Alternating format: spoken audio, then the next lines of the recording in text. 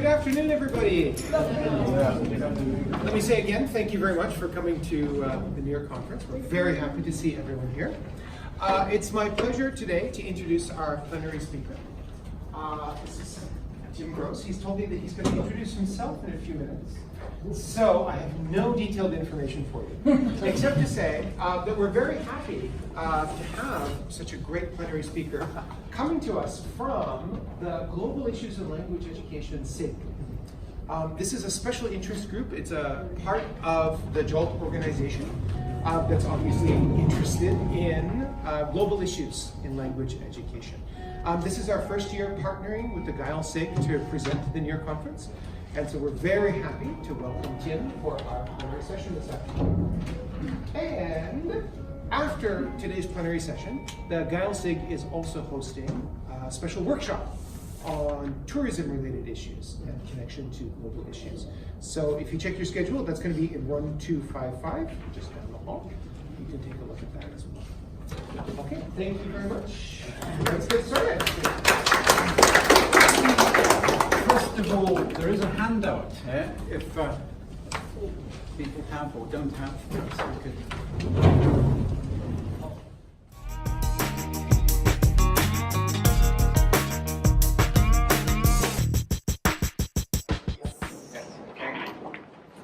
All right, thank you very much for that kind introduction, and thank you to Niigata Chapter for inviting me, and also thank you to Reconstruction for inviting me to JAIL to give our presentation. I'm from Hokkaido, in Sapporo, where it was 39.5 degrees a few days ago. Let's not talk about climate change.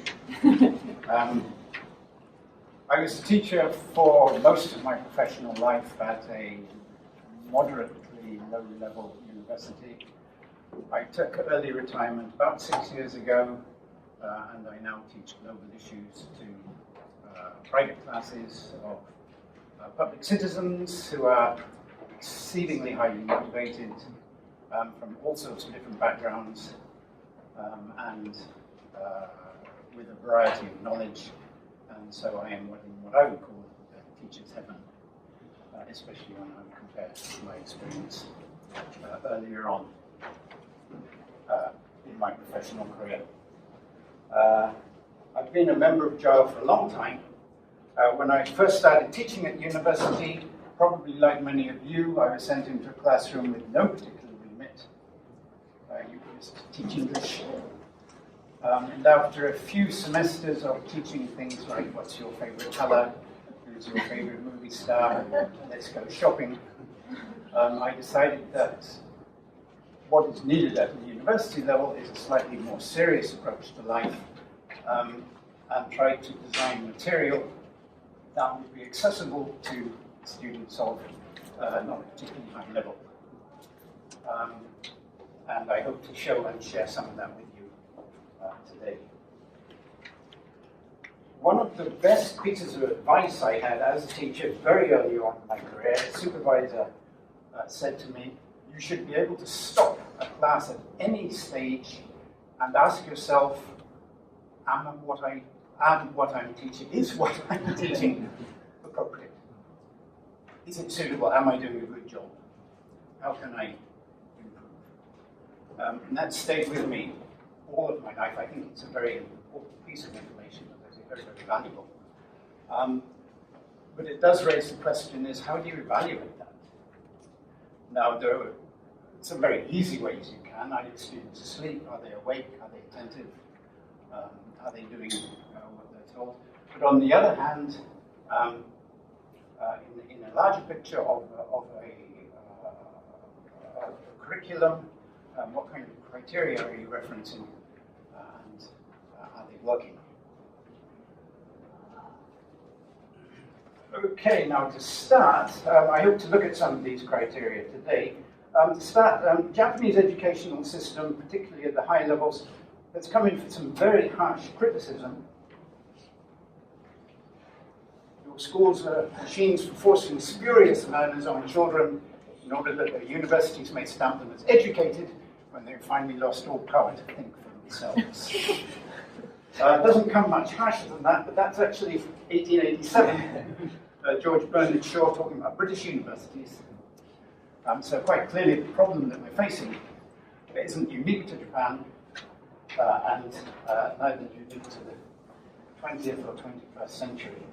Another fairly well-known quote, I tried not to let my schooling interfere with my education, attributed to Mark Twain, possibly not, but indicative that schooling might not promote the best type of education. In fact, maybe interfering with what you are learning. And with reference to this, Clark came up with some outlines of educational value systems, which he divided into classical humanism, Reconstructionism, and progressivism. These are his categories. They're arbitrary. You may not agree with them. There's grey area and there's transference. But I think they make a valuable reference code for deciding whether what we're doing is appropriate in classes. I don't like going to presentations where people read enormous fields from the PowerPoint presentations, so I won't. But I think it's worth looking at the top line, the basic features of each value system, and you have them on in front of you on the handout. And perhaps as we go through some of the examples that I'm going to give you, you might like to reference which criteria you think are relevant for your classes and how they might work in your particular situation. When we look at the top one, the classical humanism is the maintenance and transmission of the knowledge, culture, and standards of one generation to another, the creation of an elite of guardians. So what we're talking about here, I think, is Oxford and Cambridge and the Sorbonne and the Ivy League universities, and of course Tokyo University and Keio and Waseda, etc., etc. The elite of guardians, we find that 88% of section leaders in the Ministry of Finance in Japan are graduates from Tokyo University. We find that more than 80% of High Court judges in England are graduates from Oxford and Cambridge, and also about 80% of them are men. So we can categorize very clearly what kind of elite we're talking about. We also note that, for example, people like George W. Bush could get into Yale University with a straight C, grade average. The current Emperor of Japan attended Oxford University, presumably not through the usual admission channels. So again, this is the establishment of that kind of system that promotes the status quo. Reconstructionism, social change through education, planned to lead to certain degree goals, emphasis on the practical relevance of the curriculum and social goals of the nation, meaning that if your country needs more engineers, your university should provide more engineers. If your country needs more doctors, your university should provide more doctors. In Japan, presumably not if they're women. In Hokkaido at the moment, tourism is huge. There's a crying need for people who can work in the tourist industry. Just to give a little bit of a digression here, the university I used to teach at, the native staff went to Niseko, which is the tourist center in Hokkaido, and they spoke to people in the hotels, and they arranged an intern program. And they arranged the language support and the credit situation, and they took that to the English department. The English department refused, saying that it didn't meet the academic criteria that they went, and it was taken up by the economics department, who then seconded the native teachers to help with that program.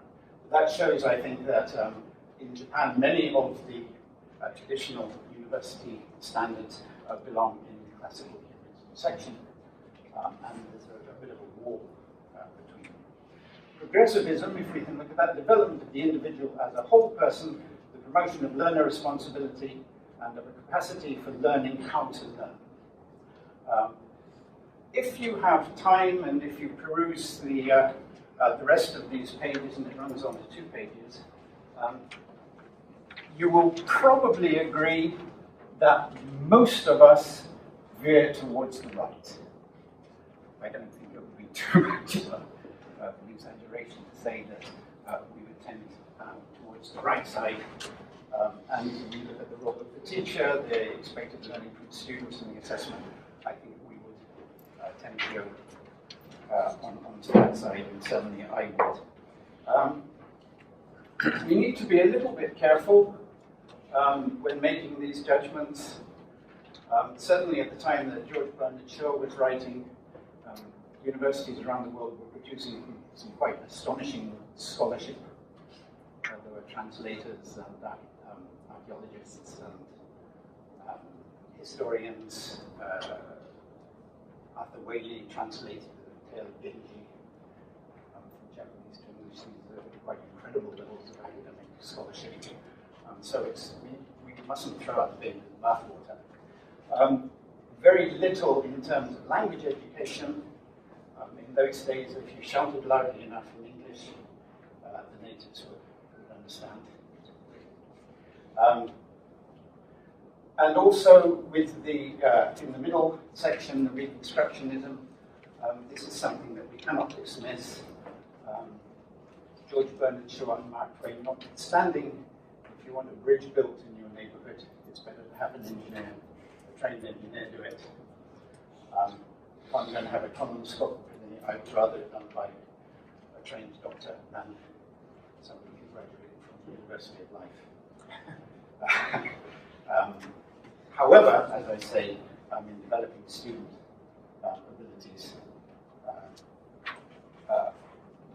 we need to think about student development, and particularly in the context of global issues.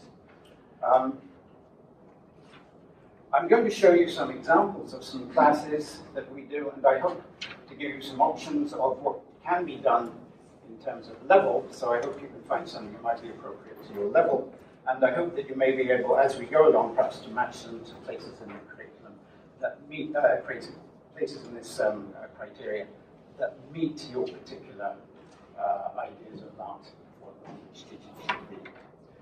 In addition to what's on this list, I think there are features of global English that stand out, which would be things like empathy and emotional intelligence, personal attachment, and the sense of connectivity.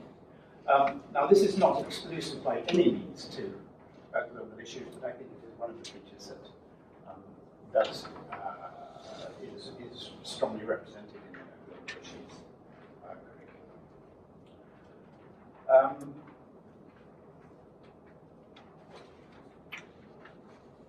Just again, a little bit of a digression. When I was first invited here, I was looking at the teaching and learning in local contexts, and in global contexts. I'm sorry, in local contexts.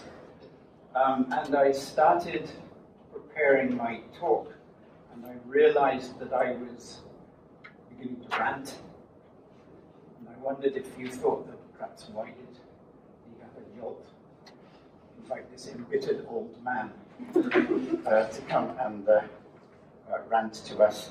So I threw that out of the window, but I will, if we have time at the end, I'll give you an earful. And this was related to connectivity, and again, a little bit of a digression here. Bringing local, bringing the globe into the classroom, just one particular lesson plan that works very well, particularly for younger students, is have your students draw a map of the world. It's kind of entertaining. It's shockingly inaccurate. But again, that would be true of any student anywhere in the world. When you've done that, perhaps have students prepare a poster of the world, a more accurate poster, and again, I found in Japan, Japanese students incredibly gifted at poster design and making. poster, and then attached to the poster pins and colored wool from Niigata to various parts of the world that have connected with the student on that day. Now, this sounds rather strange, and I go back to a book that was brought out by the United Nations quite a long time ago. They had a paragraph about a man and his usual daily schedule. He got up in the morning, had his breakfast, went jogging, and that was it. And then they said, okay, let's go back and look at this. When he got up, he had orange juice. The orange juice came from Florida. He had toast. The toast was produced by wheat in Canada. He went jogging.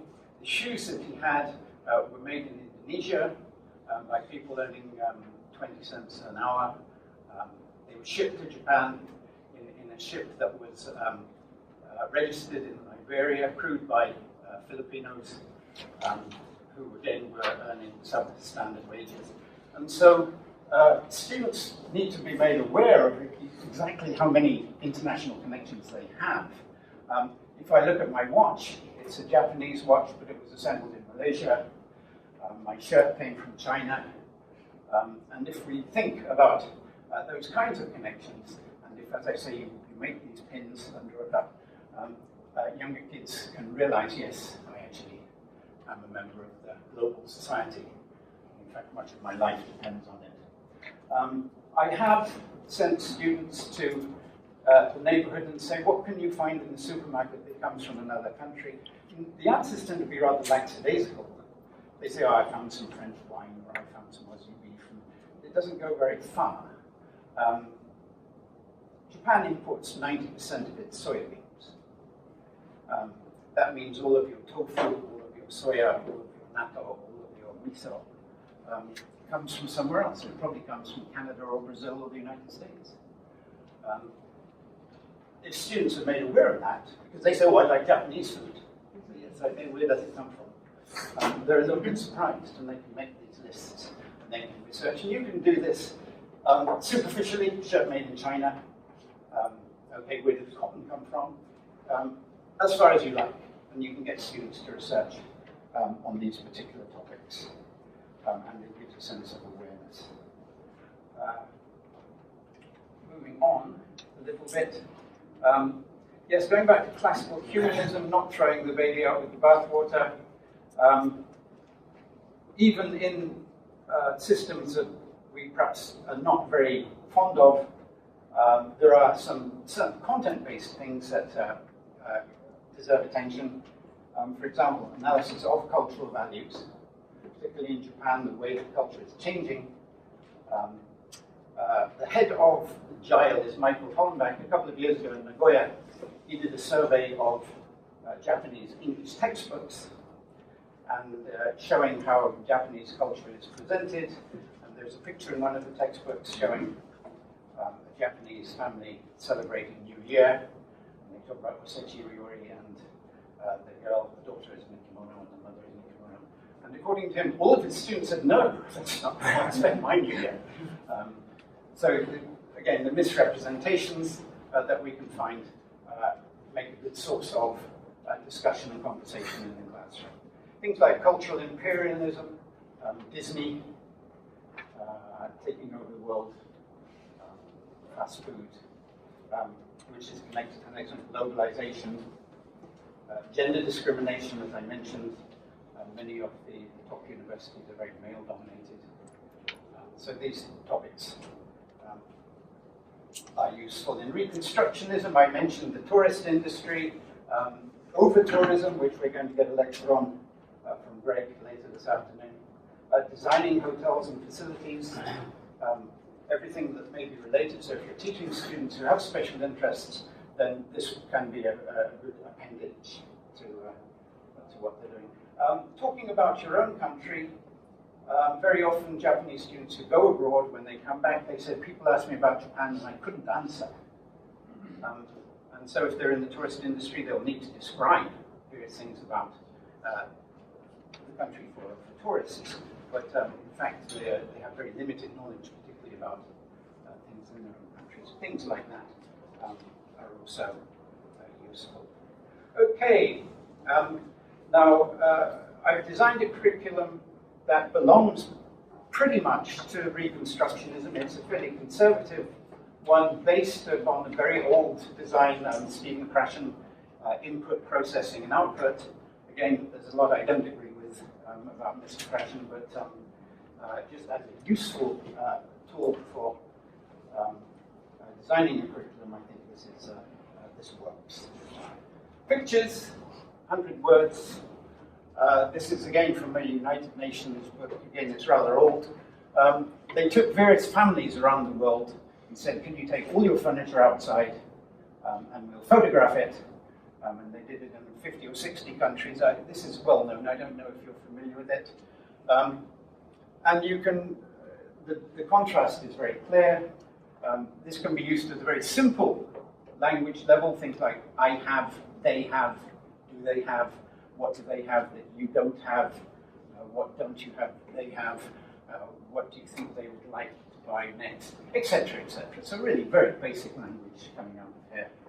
Again, if you want to extend it, you can say, okay, what's the carbon footprint on this family? What's the carbon footprint on this family?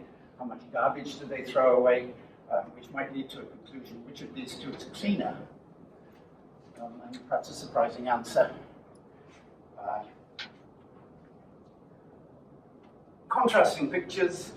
With this, what I did with my students simply is next to the pictures, just write 2 words.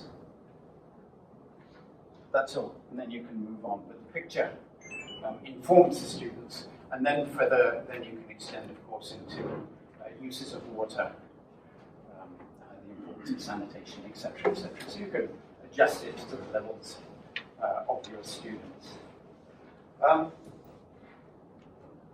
Again, the power of contrast. The language may be just very easy: old, beautiful, healthy, happy, mysterious, rich, young, slim, etc., etc. So it can work on a very basic level. Or, again, you can develop it into a more sophisticated class relating to smoking, tobacco, and how tobacco companies are still aggressively marketing cigarettes to young people in the third world. And also, I think it's quite important to contrast this to mainstream textbooks, which invariably show young, exceedingly healthy people smiling like lunatics. This is weird, these are strange people. But it's anodyne as well. There has to be a shock value to promote interest in students, and so I think this kind of thing works well. And as you know, everything and anything is available on the internet. These pictures are not difficult to find. Very simple exercises. Again, this would fall very much into the Reconstructionism section here. Simply matching words from the left to the right. At the bottom there, the how-to, it's probably difficult to read there. Students work in pairs and groups. And by the way, all of my classes, students sit in tables of 4 people. So all work is collaborative. So to answer this, they would, in pairs or groups, they use guesswork or prior knowledge, they learn from their peers, and then the teacher confirms either. Finally, dictionaries. I don't allow dictionaries in my classes, but as a very last resort, but I don't think I've ever used them. I certainly don't very well. Crosswords, these are always popular. A crossword, I always give 1 crossword to each table, and so they have to answer it in groups of 4. They enjoy doing the crossword. What I do after they've done the crossword, because on each table there is a probability that there will be a bit of a passenger, somebody who sits back and lets somebody else do all the work. There are people who take control. So after they finish the crossword, I take it back, and then 20 or 30 minutes later, I hand out a crossword to every student, and then they have more of myself. Now, the first time you do that, perhaps in the first class, the first lesson, there's a bit of a shock value. In the second class, the passengers tend to pay more attention. They know what's going to happen afterwards. And that has again a positive effect. These crosswords were made at a site called Armored Penguin. I don't know if you're familiar with that. It's a very user-friendly and easy place, and I recommend it strongly. Graphs. Again, these are easy, and now we're looking, if we look here, I would say that perhaps this falls somewhere between classical humanism and Reconstructionism. It's a piece of grammar. If you look at this graph, you have a past tense, you have a present tense, and you have a future tense. And your student can ask questions in the past, in the present, and in the future. So the content-based aspect disguises it, but it is nonetheless an exercise in grammar. Students work together, they can do speaking, writing, and they can write their own questions.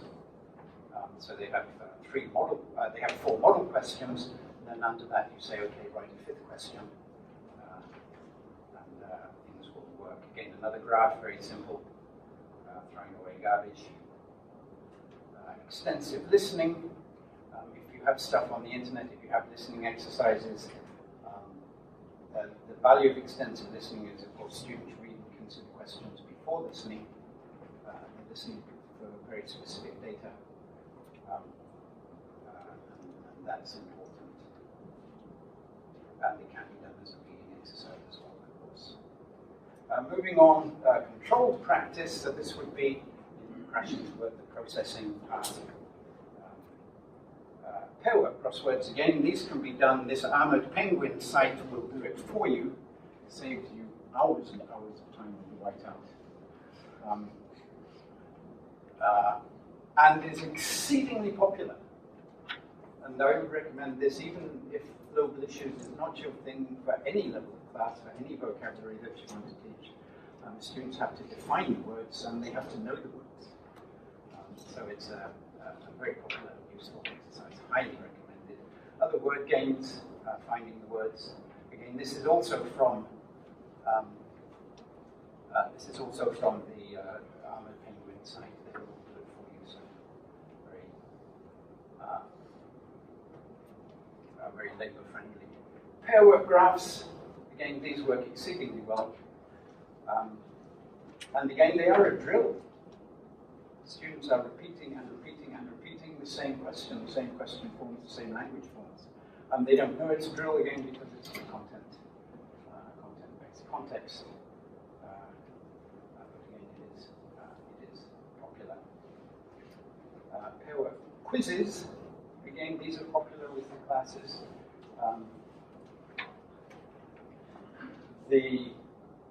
Student A, student B, student A will read the question. For example, how many liters of water? How many liters of oil does Japan consume in one day? A, 858 billion liters. B, 1.2 trillion liters. C, 2 trillion liters. Student B listens. He can't see that, and then he has to guess it's A, B, or C, and the answer is the bold figure. The top again. These are very easy to make. And then you can get your students to make them as well, and they are enjoyed. So if you look at the how-to section, probably difficult to see for you. Student B closes her work, student A reads the questions, students work together to change questions into statements. When they've finished, they change it into statements. So Japan consumes 858 billion liters of oil every day. Another option is for the teacher to read the questions if your students are perhaps not clear enough in their reading skills. Teacher dictates the answer forms, and again, the students make their own questions. Language focus, again, grammatically based. Guessing words from context, again, a very important skill. And if students are into the global issues, they can generally do that. It can be done as an intensive listening. Again, the teacher can read, and the students can try and pick up the words, and of course through collaboration, working together in their groups. Language supplements. These are, again, grammatically based. Students simply match particular skills. They're very mechanical, belonging perhaps very much into the left classical humanism side of work. Class surveys. Am I going too quickly?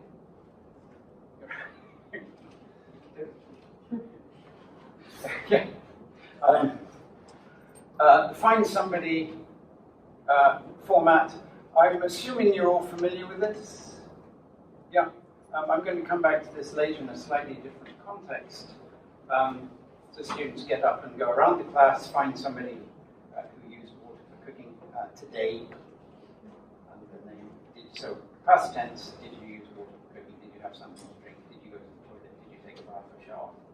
And then at the end, how much water do you think you consumed? And in Japan, it would be somewhere in the region of 200 liters a day,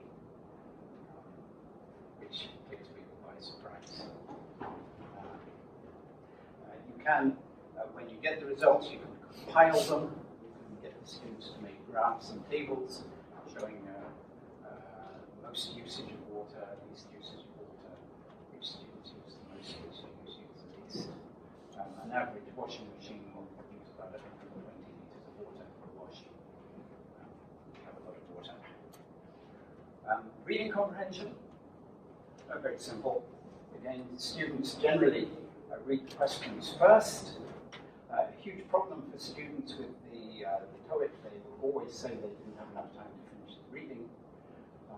If they read the questions first and look at the answers, they will find that their reading is going to pick up very quickly. Another reading, now this was from a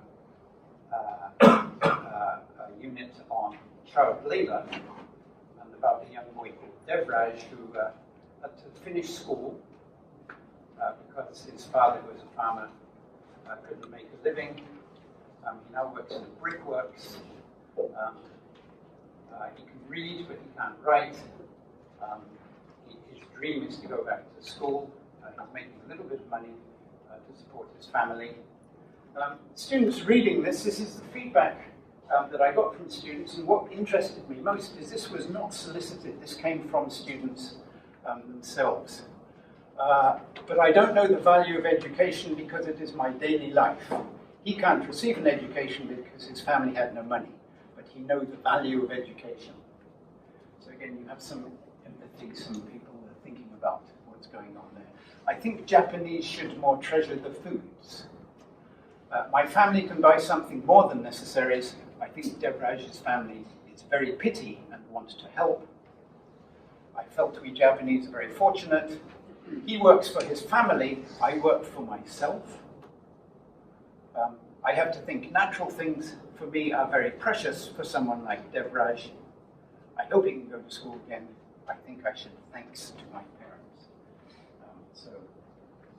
Quite clearly students are engaged in what they're doing. So if you can learn this kind of language, it helps. And this is another one. This is a young Mexican boy who's homeless. He's living under a bridge in Acapulco. He was beaten up and abused by another gang. He's hungry. He's having difficulty in walking. He's in pain. He's smoking marijuana. And so his life is hard. And again, student comments, again, unsolicited. I have no idea because I have been leading a happy life up to now, so I may not have power to live if I was in his situation. I think that I would have been able to do nothing if I was in Raul's situation. I would have lost all my energy. I may starve. I don't want to live in this situation, but I don't have the courage to commit suicide. Though I considered I have no idea, so I may go his way. I can't imagine such poor life that that 8-year-old boy wanted to run away from his home and smoke marijuana. So again, these sentences are having an impact on the students, and if they're committed to this, then they're probably learning from their experience. And as we can see, this is in English. Another activity connected to this, on each table I had one student take the role of one of these children, and the other three students were journalists, and they had to ask questions. In addition to the questions, the comprehension questions. And it was quite surprising how creative and original they are, both in the questions and the answers. And very often students that you may not expect to come up with the good answers do. They're not generally the stars. One boy who was in this situation, he said, "Why did you run away from home?" And he said, "Because my father was drunk and beat my mother." How do you feel when you are under your first night under the bridge? He said, "I was really scared." So these people are putting themselves into the position of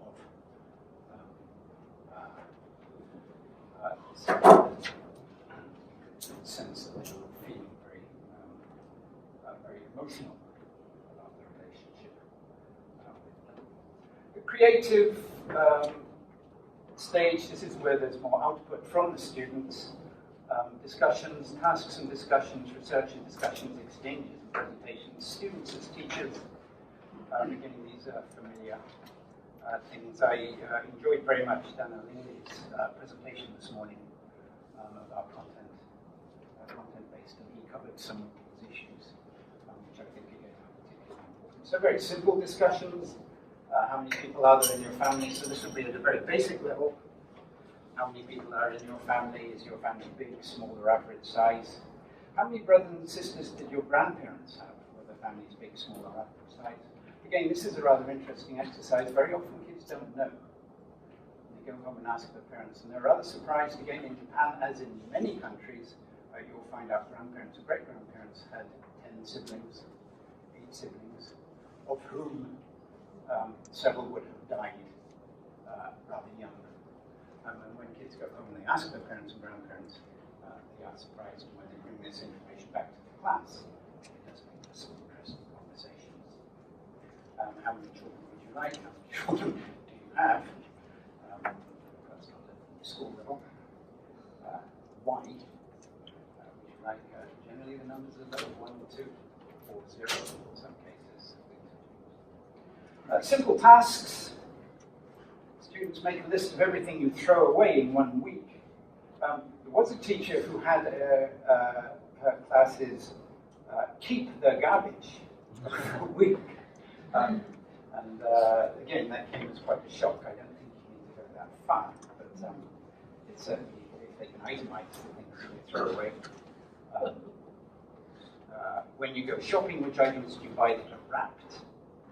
What are the wrappings made of? Make a list of the different kinds of what you do with the wrappings. Again, this is particularly relevant now because of the plastic scandal. Luckily, awareness is way up from what it was a year ago, so perhaps something might be done about it, and students are more aware about it. But it still comes as a bit of a surprise when they put the plastic all together in one heap and realize quite how much they use to throw away. Number 3, go to your local supermarket. Find something that has no wrapping. There's a challenge for you. Which things can find that have 1, 2, 3, or 4 or more wrappings? Again, it's not hard to find things that wrap 4 times. A souvenir shop just a couple of days ago, the lady in front of me bought a souvenir and the woman put in 2 extra bags, extra plastic bags, because she thought she might need them to throw them away. The average life of a plastic bag, a carrier bag, a shopping bag, is apparently 20 minutes. So this is, again, something that students need to know. You can perhaps measure the time of some things. For example, a little plastic cup on the top of a coffee. You can buy it there and throw it away there. You measure it in seconds. Things, again, that students should be made aware of.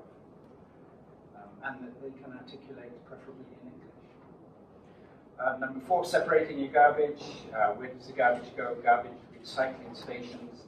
On YouTube now there are a number of pictures of garbage that has been, because China has now closed its reception of garbage centers, garbage is now being sent to Vietnam and Malaysia, places of garbage mountains in these illegally dumped garbage mountains in these countries.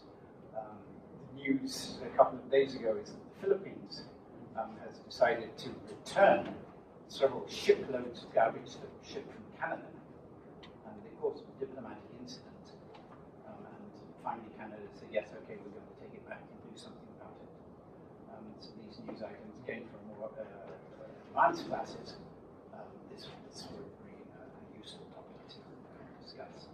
On YouTube, we have some very shocking pictures of garbage mountains around the world. That's garbage scavengers. Questions. So number 5, what happens to your garbage after it leaves your house? How much is recycled? If it's plastic, it will be 7%. How much is burned? How much goes to landfill? So all of this these places. Near my university, there used to be a very large garbage recycling and incinerator center. It's well worth a visit to take your class or a seminar. And you look down through a glass screen, and you can see a big garbage truck looking about this big, emptying into a incinerator. Internet, again, such a huge resource. You can find out, get students to look for this information. Does your country produce oil? If so, how much? Is any of it exported? If so, to which countries? Does your country import oil? If so, how much is imported and from which countries? How important is oil in your country? What percentage of your country's energy needs are from oil? In Japan, it's still about 75 to 80%. Oh, I'm sorry, fossil fuels. It's still 35 to 40% oil. Find out about oil pollution accident, an oil well, a pipeline, or a ship, report back to the class. Choose different countries, find out about oil supplies, users go back to report back to the class. Now, and these are the rather higher level students who are able to navigate around the internet, put this information together. They can make graphs, they can make charts, they can bring it back to the class, they can show it to the class, just to the table. I do a lot of work on the tables because I feel that stress levels are much lower, students are much more familiar. I mix the tables week by week, students don't always sit in the same groups, and the bigger work tends to profit from that. Of course, they can make posters as well, again, poster presentations if necessary. Oh yes, relating to this, there's a site you may be familiar with called gapminder.com. Does anybody know this? This is Hans Rosling. He very sadly died a couple of years ago. They have a huge range of interactive graphs covering a mass of global issues, populations, numbers of children, carbon, footprints, etc. They also have a number of exceedingly accessible presentations using graphs. And that helps students so much because the graph shows they don't need the language to be able to understand the graph. It's a very, very simple process. Hugely impactful. Before he died, Hans Rosling wrote a book called Factfulness.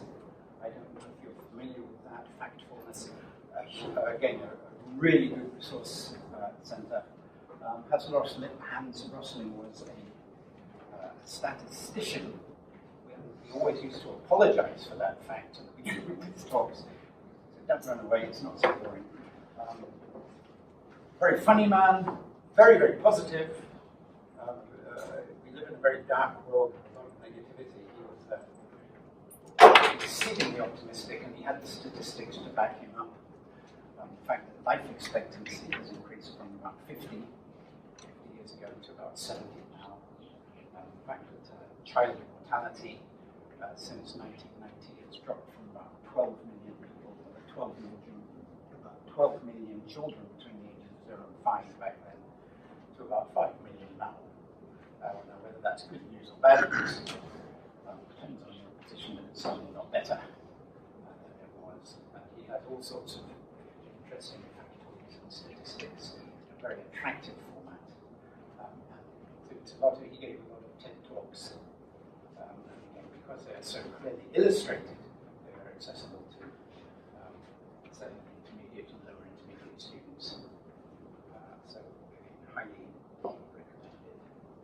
Students report their email partners if they have email partners abroad. Again, we heard this morning Skype connections with students in other countries, pre-prepared topics.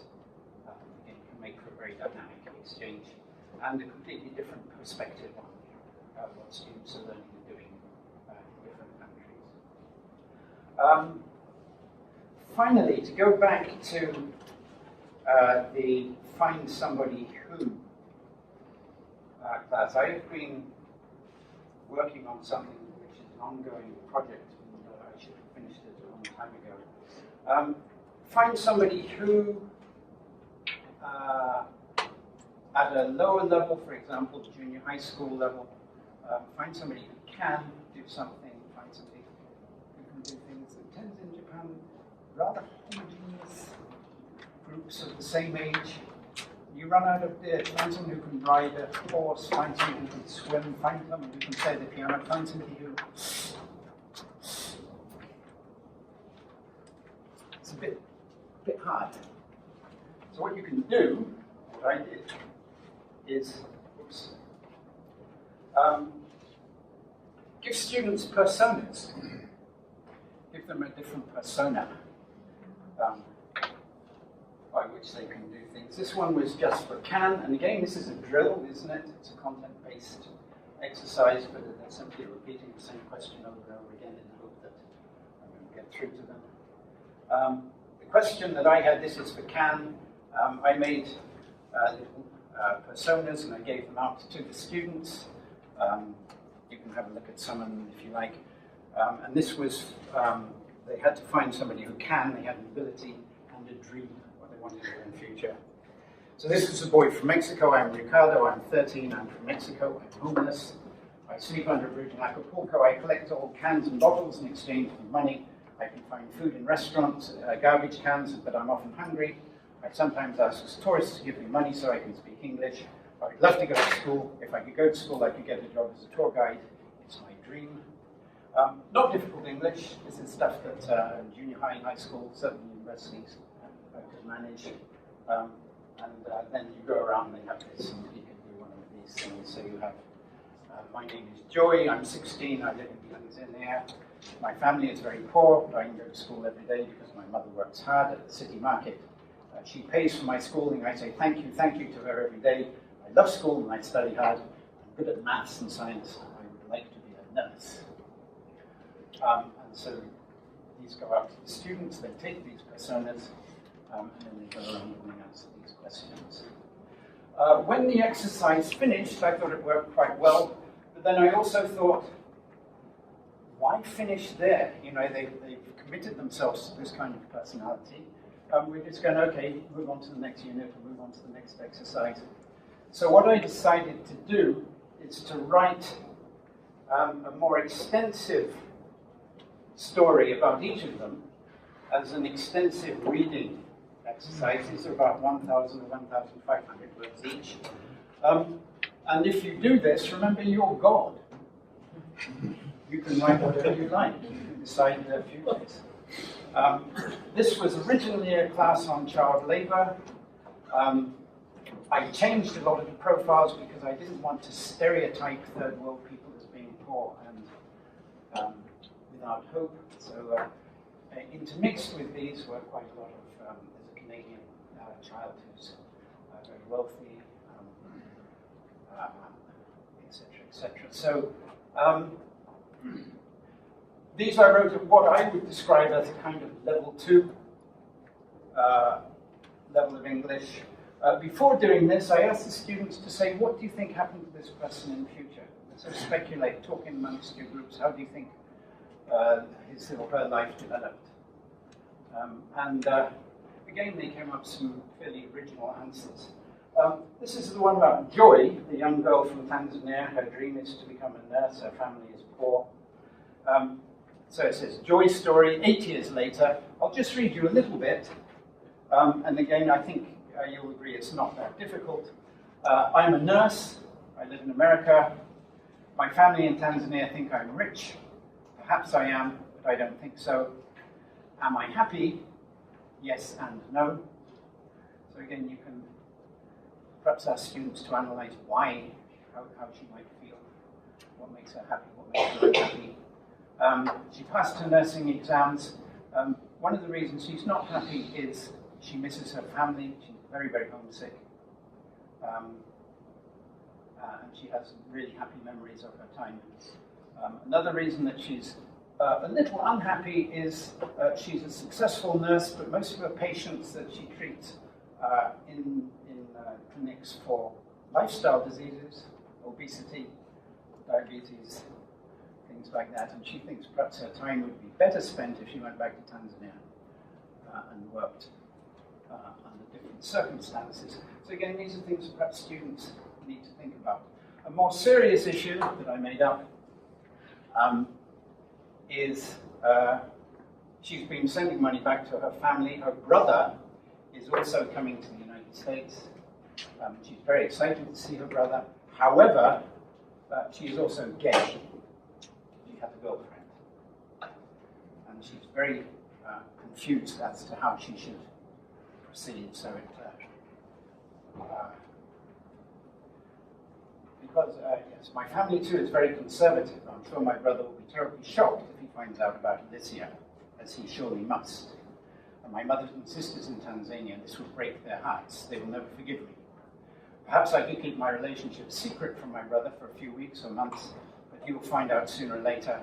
In any case, I do not want to keep my relationship secret. I'm not ashamed of my love for Alicia. In fact, I'm proud of it. And I want the world to know of our happiness together. I will not give her up. What should I do? And so you ask your students in their groups about the various questions that arise out of this. She's happy, she's not happy, etc., etc. So you give a commitment to the students. And this is, as I say, extensive reading. Students can do it for their homework. They can do it individually. They bring the questions to class and they try to answer them.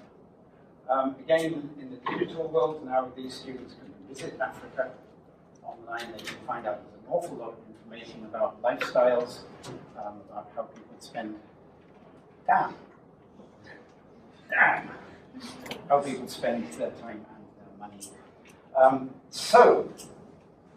There's a whole lot of stuff to consider. So these are the kids' profiles, these are the stories. Why, very quickly, why teach these kind of things? And this, again, perhaps can be connected to these definitions. One, it's content-based. Two, in all its stages, it's conducive to collaborative learning. Three, in its creative stage, especially, it is conducive to task-based learning and service learning. It can cover a very wide lexical range and language functions. It covers the 4 skills, a variety of learning styles and methods. Much of the material is suited to a blended learning environment. Computers can be used for online research, online testing through Moodle and internet exchanges. The themes are globally topical. It behooves our students to be informed and functional within this society. Themes touch closely on everyday lives of students, and will do so more urgently in the future. And finally, why not? Far better than asking students their favorite color. And a little bit, this again is on your handout, a little bit of scholastic backup. I'm sorry, I was planning on leaving a little extra space for time. Does anybody have any questions?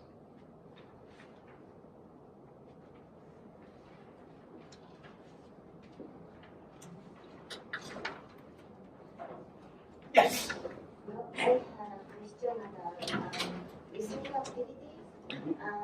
I'm not sure which slide, but it was like you presented around 120 or something. And then it was thinking, after listening exercise, you presented 2 options. One is like teacher give answers, and the second one is like a group dictogloss. Dictogloss, okay. And then I want to know more about dictogloss. Dictogloss is a kind of dictation where you read a sentence very quickly. So, for example, please write, my name is Stu, I'm 16 and I live in Tanzania, my family is very poor, but I can go to school every day because my mother works very hard in the city market. And the students go, and then they have to ask for clarification. They have to ask their colleagues, what did he say, what do you think, and then they have to, it's a kind of scaffold, so they build up. They have to catch the keywords, they write that down, and then you read it again, perhaps a little more slowly, and they will try to fill in the gaps as they go. And again, it's through collaboration. And again, if they have knowledge of the structure of the sentence, then they can put together the full sentence. But you don't give them every word immediately. In the end, of course, you confirm what the writing is. Is that okay?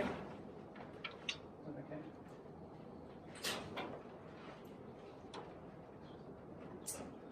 that okay?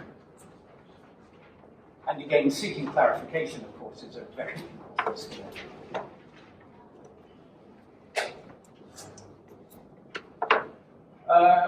Time for a cup of tea. If you have any comments or questions, I should put my my information in there, but I would be very happy to give it to you if you like. So thank you very much.